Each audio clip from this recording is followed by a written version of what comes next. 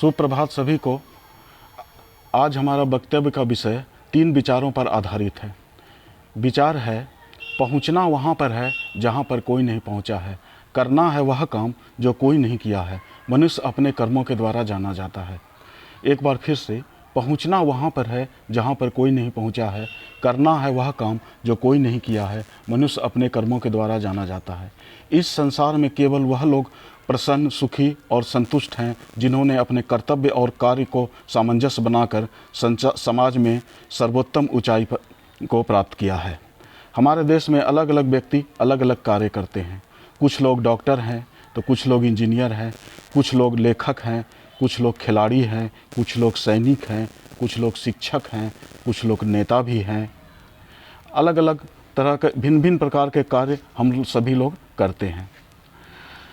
हम कौन सा कार्य करते हैं यह महत्वपूर्ण नहीं होता, बल्कि महत्वपूर्ण यह होता है कि हम अपने कार्यों के द्वारा देश और समाज के लिए क्या करते हैं, हम समाज के लिए कितना योगदान देते हैं, यह महत्वपूर्ण है।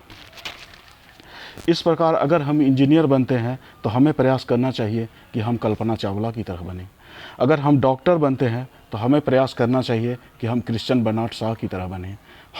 अगर हम लेखक बनते हैं तो हमें प्रयास करना चाहिए कि हम मुंशी प्रेमचंद और शरद चंद्र चट्टोपाध्याय की तरह बने।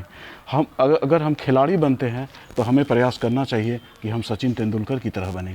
अगर हम नेता बनते हैं तो हमें प्रयास करना चाहिए कि हम महात्मा गांधी और लाल बहादुर शास्त्री की तरह बने। अगर हम सैनिक बनते हैं तो हमारा प्रयास यह होना चाहिए कि हम परमवीर चक्र को प्राप्त करें। अगर हम शिक्षक हैं तो हमारा यह प्रयास होना चाहिए कि हम डॉक्टर राधा कृष्णन की तरह बने। इस प्रकार विभिन्न क्षेत्रों में अलग अलग व्यक्तियों द्वारा नाम लिए जा सकते हैं।